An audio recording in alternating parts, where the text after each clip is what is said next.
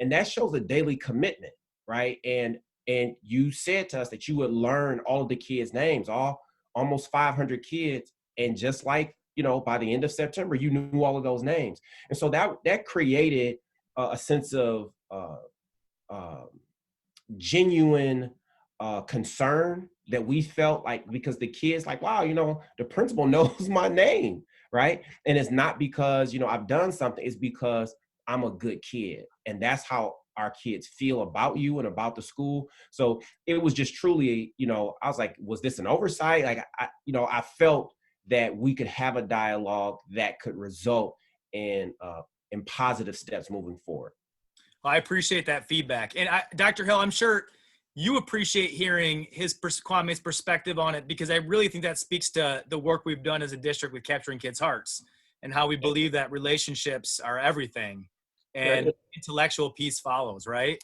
Yeah, it starts with relationships, and then that leads to this commitment to forming some real partnerships, because from that dialogue and from the conversations, then we can understand each other better. And everybody has more of a stake in it. And then what can we do to partner on behalf of students? And how can we as educators, parents, and community come together and support students more fully? And not just academically and not just behaviorally, but just socially, emotionally as well.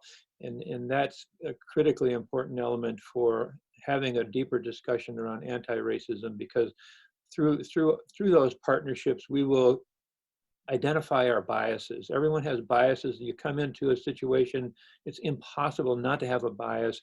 And then trying to, once you understand that you have a bias, okay, what can I do about this? And how can I guard against it or counteract it, or take an action that will reinform myself and come up with a different perspective and approach to whatever the conversation or issue might be. I think that's a really good segue into West Bloomfield School District's anti-racist journey, in understanding that we all do have biases and being aware of them and looking for those blind spots. And Ibram X. Kendi in his book, How to Be an Anti-Racist, wrote that racist and anti-racist are like peelable name tags that are placed and replaced based on what someone is doing or not doing, supporting or expressing in each moment. These are not permanent tattoos. No one becomes a racist or anti-racist. Like fighting an addiction, being an anti-racist requires persistent self-awareness, self-criticism, and regular self-examination.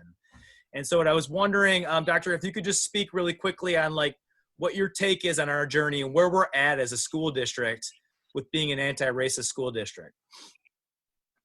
Well, we have a group of people, as you know, Scott, because you're a member of our Diversity, Equity, and Inclusion Committee. And we've been talking about this issue for more than a year. And we've identified several actions that we need to do as a school district to look at our implicit biases that we have as a school system. And those biases can be in the curriculum that we have, throughout the policies that we have in our practices. And so the Diversity, Equity, and Inclusion team has been working diligently, and then along comes the George Floyd murder, and it made all of the work more real and more urgent. And that realness and urgency we need to not lose. And we need to continue forward, but we need to expand our work beyond the committee, and it's a committee within the district to reach out into the community to have a larger dialogue, which is part of what we're trying to accomplish here. And Kwame, I was just wondering, as you listen to Dr. Hill speak about our journey, what's your take on some of Dr. Hill's points and where you see that we can grow from a parent perspective?